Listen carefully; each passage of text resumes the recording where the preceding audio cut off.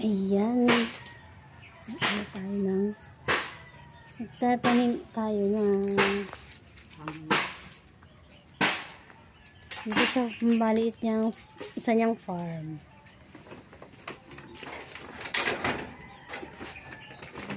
Ito. Mga pinocompose kung anong lupa. Mahirap ang nagtatanim. Mabuti pa sa Bicol, hindi nagko-compose eh. Kasi mataba lupa yun. Apo, ano yan? Hindi lapay yun eh. Apo. Hindi nagaganyan. Nagko-compose ng pabulok pa ng dahon.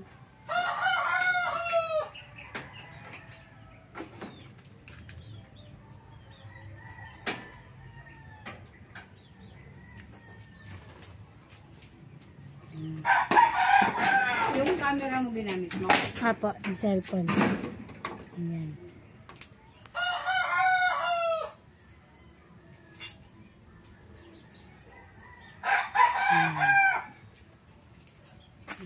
Hindi.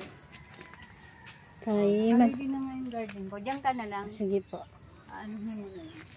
Kaya tatanim siya ng saluyot. Saluyot po. Ayan po ibang Okra. tanim niya. Oh. Wait lang ha. Kalabasa. Malalagay siya ng okra. Tsaka saluyot. Ayan. Medyohan mo na yung hindi, okra lang eh. Ayan po. Yung nakatayo, malungga yan.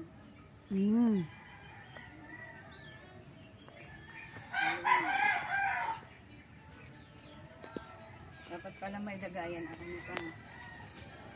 Ayan. Ayan, sitaw ko. Sitaw. Ito yung kanyang sitaw. Ano yung insekto din? Insekto rin? Kailangan ma-explayan ko ng ano. Ma-explayan ng para sa insekto. Ayan o. Kinubutas. Kita mo? Opo. Ito yung inuumpisahan. Hirap pa naman patubuin itong sitaw. Ayun ang isa pa maganda na. Ayun. Ayun sa isa. Ayun, may na pa lang tumubo na dito sa kabila. Kabilang side. Ayun yan. Doon. Ano siya na? Wait lang ha.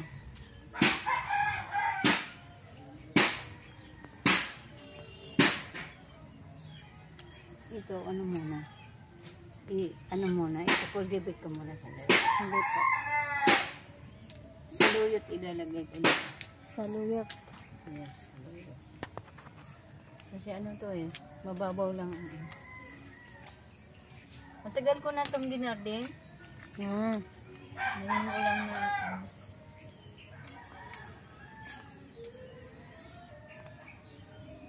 sakaling mabuhay.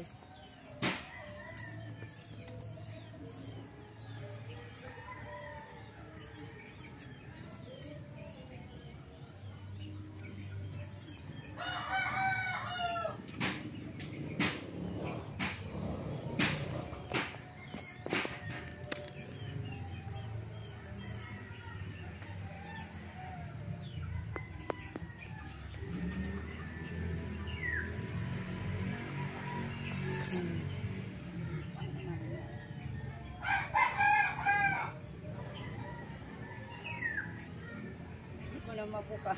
Bukay mo nga eh. Uy, ano kasi ako? Yan.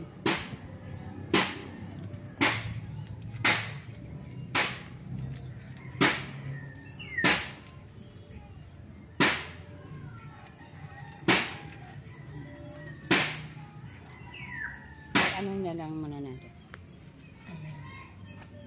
Hello guys. Ito yung itatanim natin, saluyot. Ang saluyot po ay napakadaling buhayin. Yan, ibubudbud na lang natin, hindi na natin ipupunda. Ito na po. Ibubudbud lang natin. Mabilis lang po itong mabuhay. Yan. Kakalat ko lang po natin yung mga buto niya dyan. Yan po. Hindi na po kailangan ipunla. Napakadali pong mabuhay yan. Tapos, tatakpan po natin ng mababaw lang ang hukay niyan para mabilis po siyang sumibol. Ganyan lang po. Napakabilis lang pong tumubo ang saluyot. Masarap po yung panghalo sa labong. Binitaang labong ang saluyot. Pwede kahit saan. Sa dinding, sa pakbit, pwede. Yan na po guys. Ganun lang po kadali magtanim ng saluyot. Ganyan lang po.